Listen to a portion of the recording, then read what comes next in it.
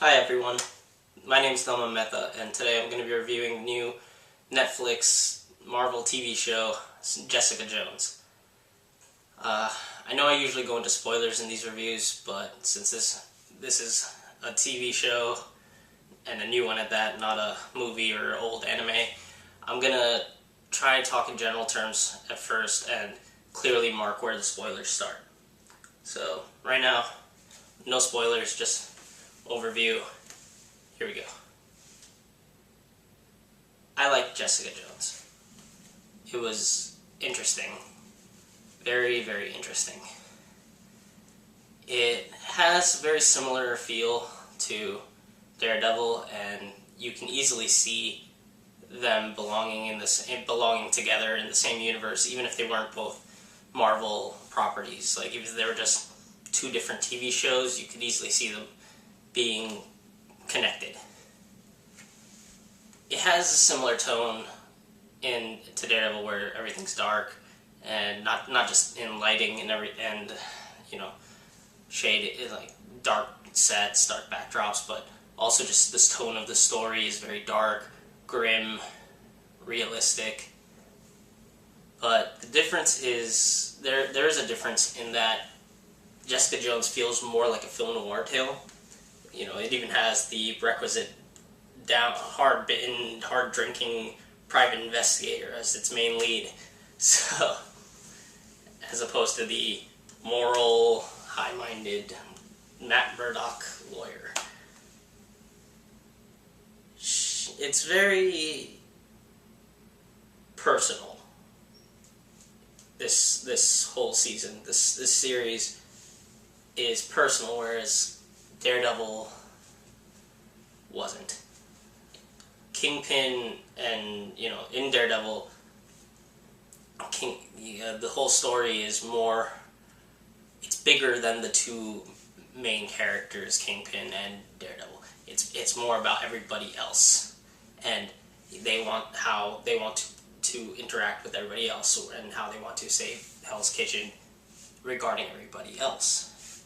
Jessica Jones is very much a personal story between Kristen Ritter's Jessica Jones and David Tennant's Kilgrave. I forget his first name. So it's that's just, like I said, it's very, very personal. And as it's very personal, the darkness that comes with it can at times hit a lot harder than the ideas and bad things that were happening in Daredevil, just because it's so much more personal, and it can become very gut-wrenching, the things that happen. It's a very good series. Very, it keeps you invested. There was never in Daredevil, there were one or two episodes that I wasn't that interested in, and kind of could have passed over or could have been merged. Like the last episode, one of the last episodes, it was like Nelson v. Murdoch. That one wasn't that great. Should have been better. And one of the earlier episodes, where most of it is spent just inside of a building, which becomes essentially a hostage situation with Daredevil, and that, like, those could have been way better. I didn't find that in Jessica Jones. I didn't feel that there were any filler episodes or unnecessary episodes. Everything felt like it was moving smoothly. Everything was progressing fine, and it was good. There wasn't a bad episode among them. There was maybe like one episode that I can think of, which I won't say which right now, but that was a little, probably feels like the least amongst them. But even that one I thought was a really good episode. So that's great. It's always good to know that a season has no filler or waste, which is something that, again, that happened in Daredevil, in my opinion, but they're growing out of it, and that gives me hope for the future. at the same time, I feel like I get why this was dark and serious, and I get why Daredevil was dark and serious. I kind of hope they don't keep that, or like they don't force the other two to have to fit this mold. That maybe they can be slightly different. Maybe they can go for some humor or something. Because, you know, in the comics, Luke Cage and Iron Fist, the other two shows that Netflix has announced that they were going to do, I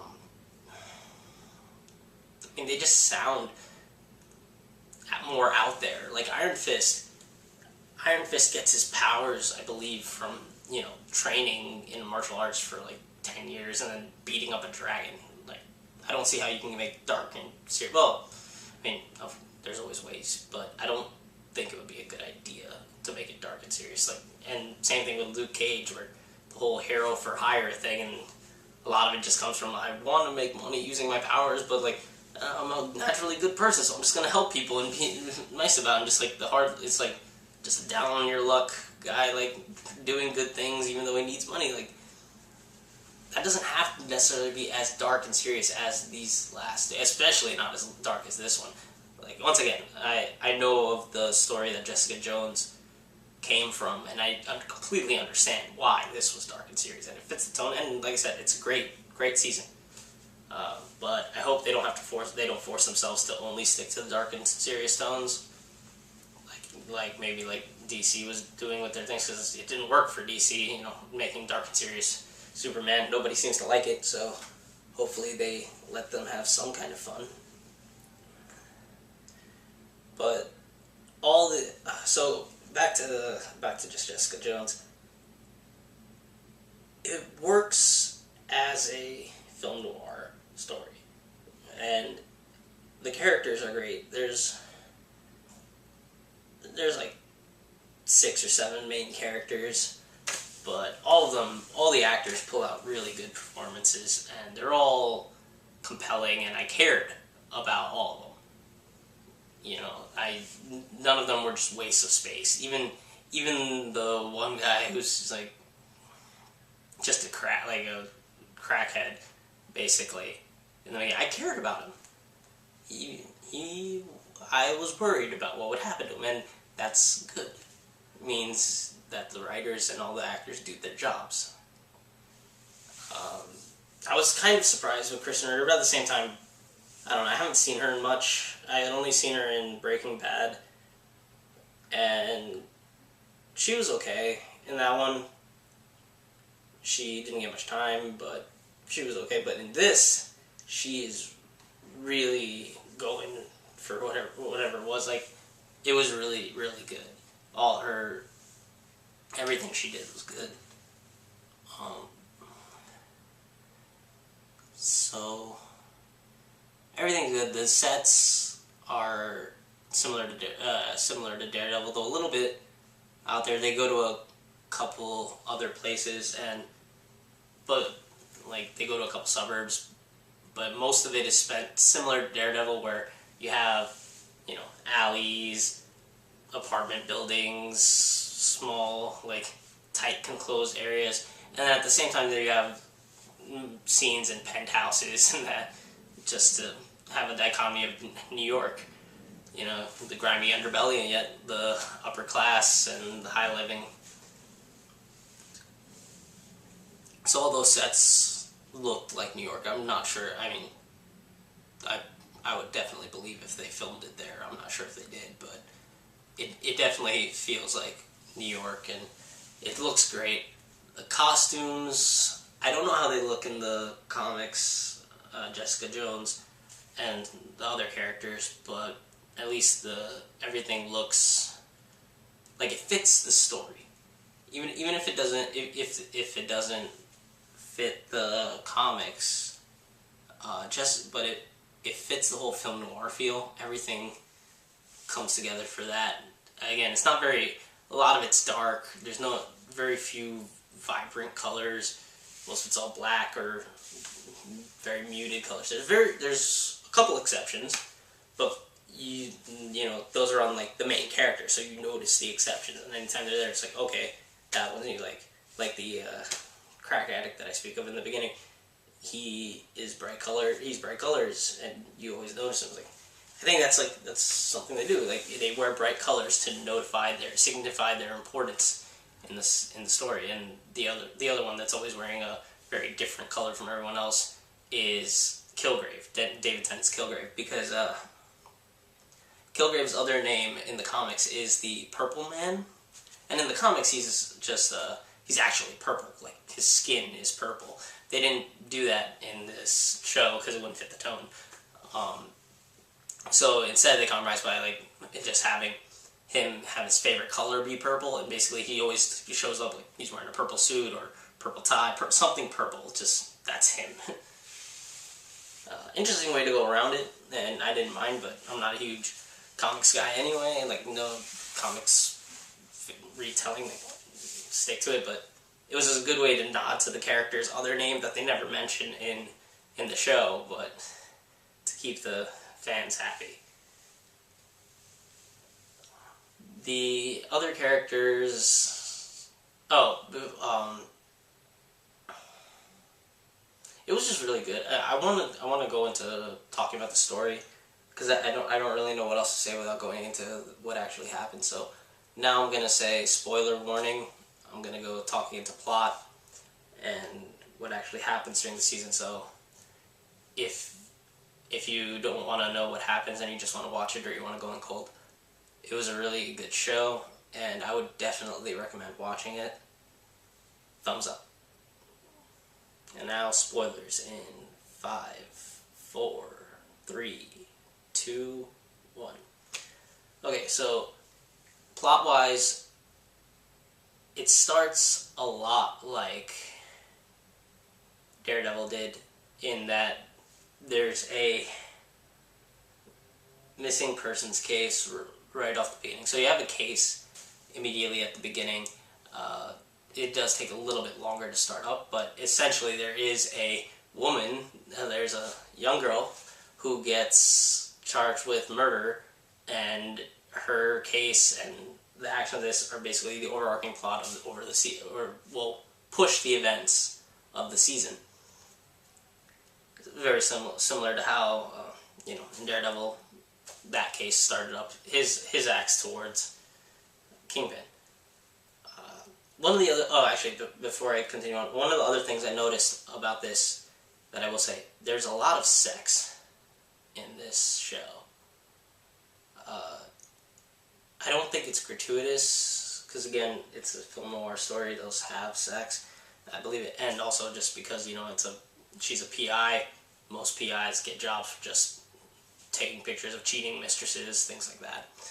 So I get that there's sex. It was a lot, and less during the end of the season. It was more during the first half. But especially, I just remember watching the first episode and coming out of it, like, they mentioned or had sex like 5 times in that episode.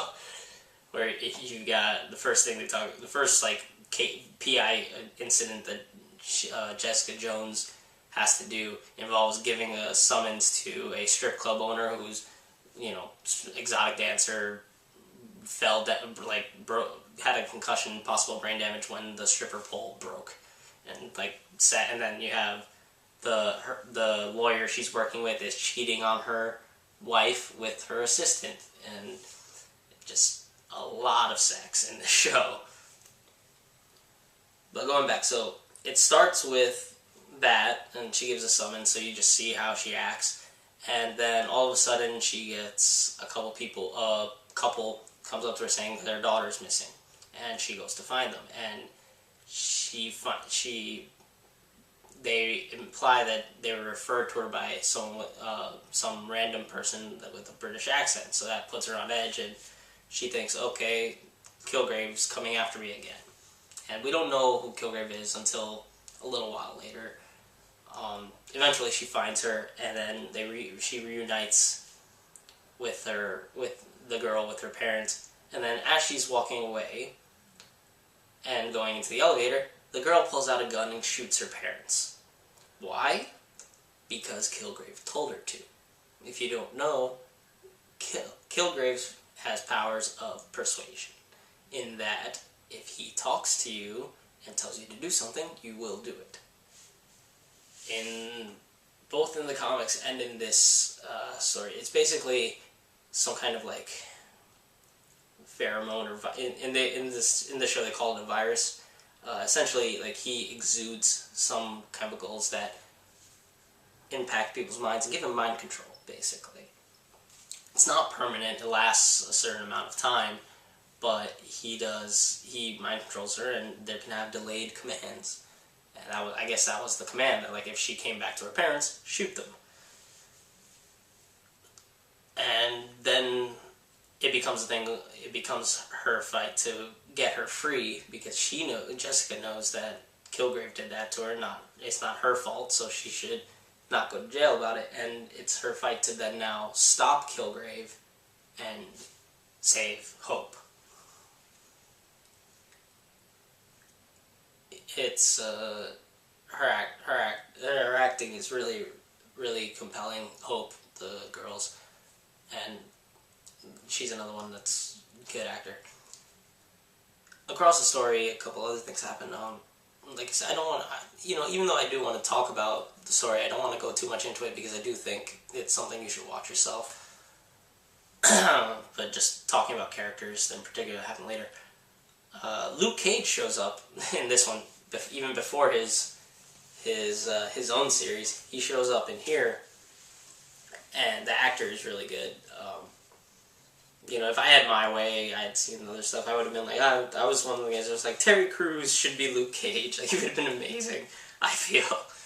But this guy plays it really well, and one of the things I like is, like, I even the first time I saw Luke Cage and heard about him, or like read about him, I'm just like, this guy seems really cool.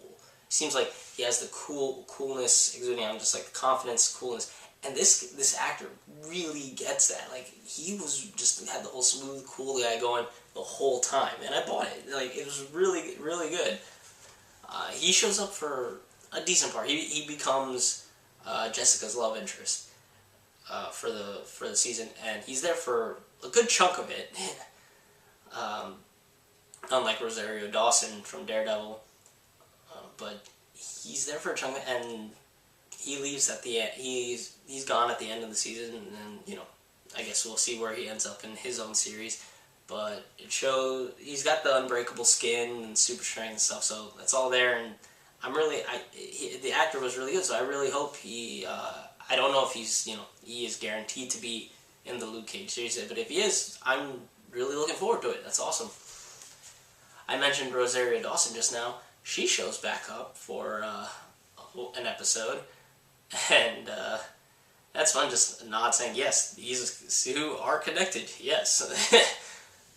She even mentions, she doesn't mention Daredevil by name, or Matt Murdock or anything. She just mentions that, like, Luke Cage and Jessica Jones, they call themselves gifted. They call themselves good people, or special, and like, she's like, yeah, I know a special person myself, and she helps them out. So it's a nice nod, nice to see her again, because in my opinion, she wasn't in Daredevil nearly enough. She was a very, very good actor, a very good character, and it's nice to see her in that character again. The other characters I want to talk about, the main lawyer, Jerry Hogarth. She's an interesting character, because she's a lawyer, like Matt, but very different. That she's one of the lawyers that are, like, out to be, like, I will always win. She's like the best lawyer and best sharkiest lawyer in the city. And she works for Jessica, and she is not a good person. Like, she causes a bit of a fuck up in the middle of the season, and yeah, she deserves it. She acknowledges it. She causes a couple problems, and a lot of issues come up. But at the same time, you don't want her dead. You understand that she's a bad person, or, I understand that she's a bad person, and I feel that way. But at the same time, I can understand where she was coming from, in that she didn't want things to go as far as they did. And I can understand. I guess I don't know whether it's sympathize or empathize, but it's, I understand her, that she's a selfish person who just wanted something done and is looking out for herself. And that's not always the good thing or right thing to do, but it's an understandable thing. And she's a great character and a great actor, good actors playing her. So like I said, again, you don't want to get rid of her. You want her there. Another character that's there is the addict I mentioned in the beginning. His name is Malcolm.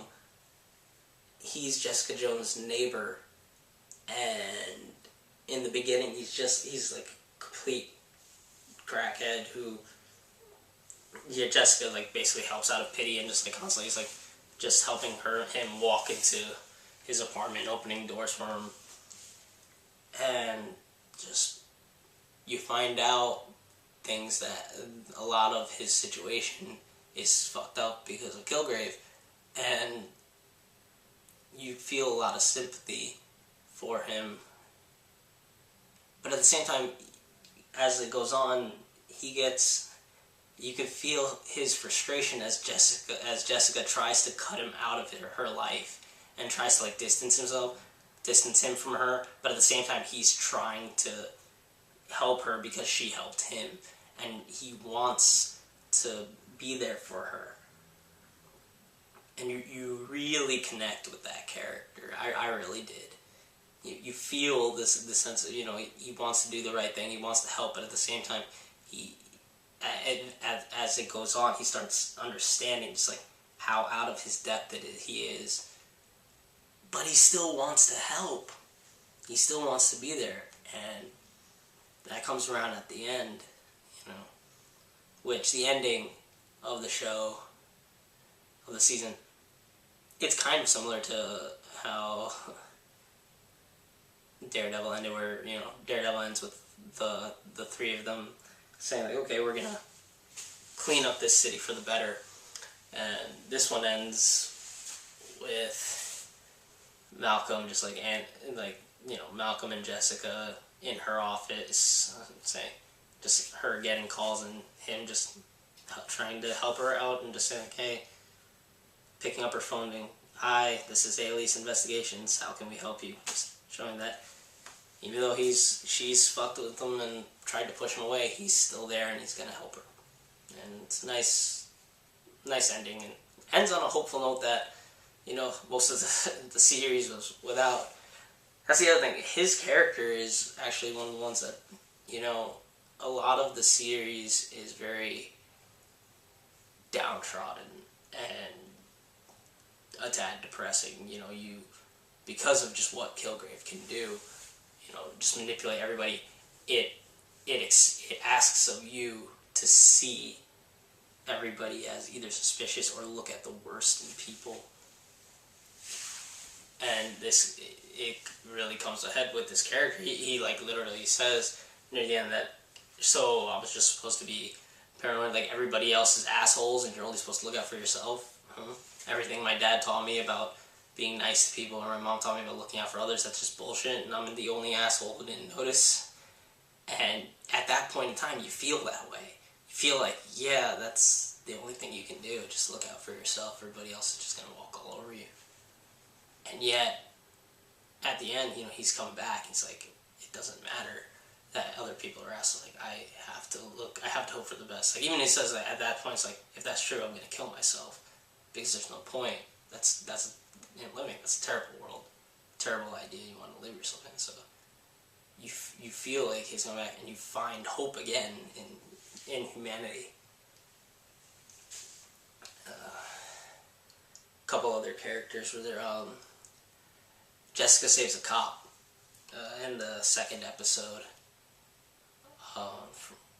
from committing suicide because Kilgrave, did something. And then the cop becomes a reoccurring character who is interesting. He's another one that's like, you understand that he was fucked up and he wants revenge. He wants out.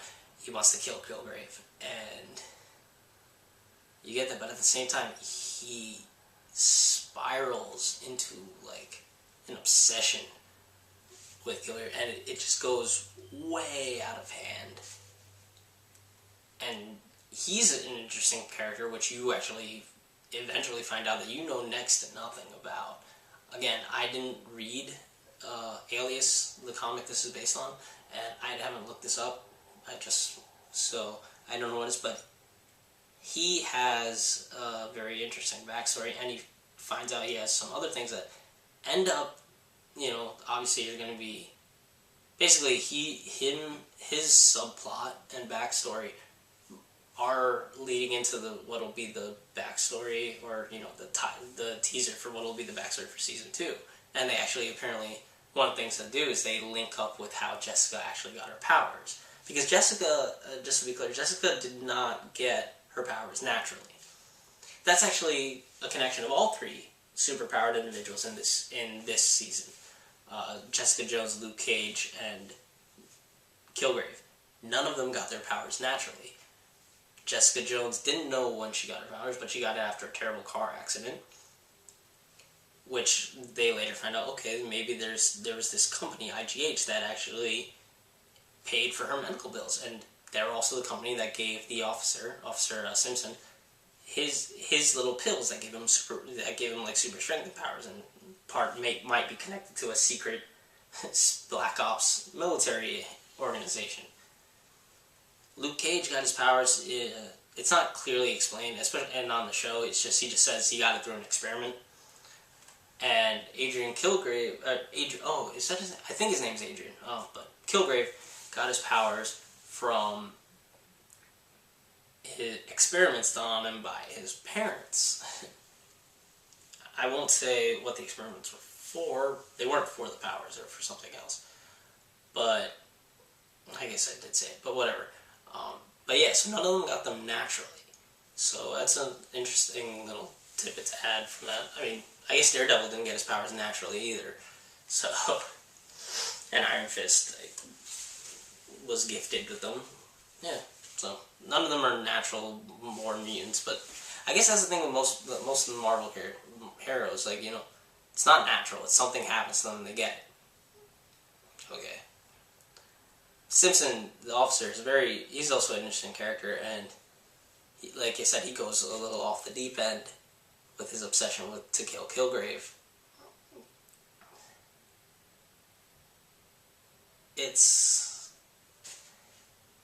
interesting, and just,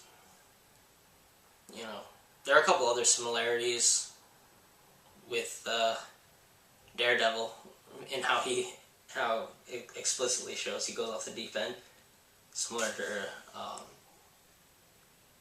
I believe the guy was named, like, Carson. No, that's not his name, never mind. Not Ben Carson. But,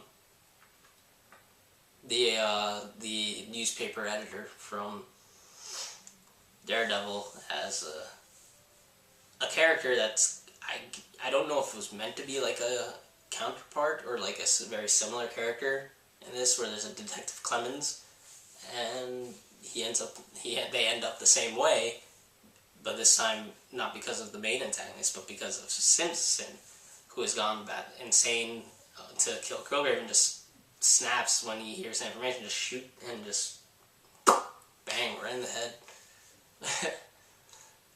And that was one of the first things I noticed, just like, damn, it is not good to be an elderly black man in these shows. You won't make it out. And the other characters are good too. There's a interesting character relationship with the neighbors upstairs of Jessica Jones, who are interesting, if very, very, like, minor, but important enough to be named. But then there's Kilgrave. First off, I'm going to say I love David Tennant. I think he's a great actor, and he is my favorite Doctor. I saw him in Doctor Who, and I've seen him in Fright Night, and his one scene in Harry Potter, and I love him as an actor. And he is astounding as Kilgrave.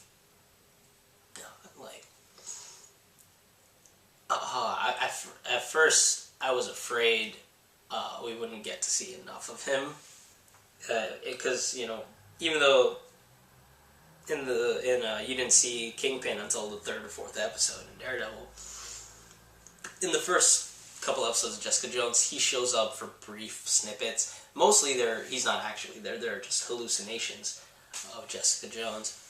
But for the first few episodes you actually see him, he's just standing there, quiet. It's far away, so you're not actually interacting. You're not seeing him interacting. You're just watching from a distance, and he's just standing there. And even there, he had a subtle menace to them. Even when he's just standing there and looking, and you're looking at him from far away, he has that subtle menace to him.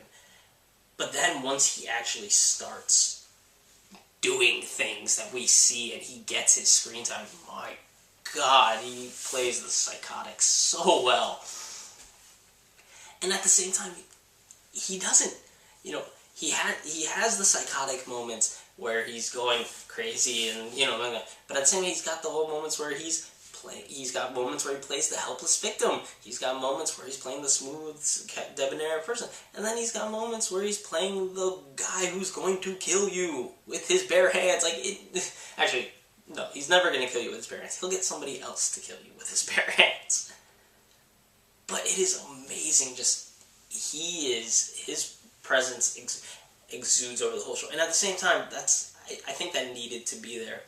Because, again, Jessica Jones, it's not to say she's understated or unreal, but she's very calm, I guess would be the best word. She's the, the film noir hero, the PI, browbeaten under him. It's she doesn't get the moments of crazy up, down, and stuff. So David Tennant owns that. He is the craziness, the out there stuff. And it works. He is so good in this season, which makes me sad about the ending, because in the end, super spoiler, even though in the spoiler corner, he dies. And that really made me sad. Not in the story. I completely get why, narratively, why that would happen, and I understand that, and it kind of feels like it's a yeah moment, but at the same time, just looking at it, I'm like, oh man, if he's dead, that just seems like, oh God, because he was so good. I want more. And I mean, Marvel doesn't exactly have, the comics, everybody can come back. Nobody ever dies permanently, except for Peter Parker's dad. I mean, Uncle Ben, and Batman's parents. They're the only ones that die permanently. Everybody else can come back. But in the movies and the shows, they've been better with that. They keep people dead, and it's like I said, it's disappointing because this was a really good performance by him. And I'm sad to see that if this is the end of that character, because that character was phenomenal. And it's a very scary. That's the thing. It's a very good villain, because it's a different kind of terror than the other villains that we've had. I guess the person closest to that would be Loki. But even him, because of the brainwashing, but even then, Loki in the Avengers was much more forward, direct, and obvious about it. Here, he's like this. It's like Loki was, just an amateur. Pretty much, here's the master who understands and knows subtlety and gets and it's just sad that he might not be around anymore as in the universe. Because I'd love to see more of him if he came back and see if he interacted with other people. So, but yeah, it's really good. It was great. I enjoyed it a lot. It's kind of depressing, and at the same time, it makes you edge into your paranoia just because of the sounds, but it's a really good series.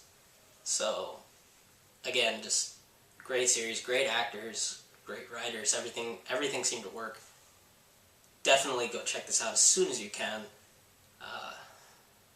And I can't wait for Luke. I think Luke Cage is going to be the next one, and I can't wait for it. Really hope it comes out as good as this one did. Definitely check it out.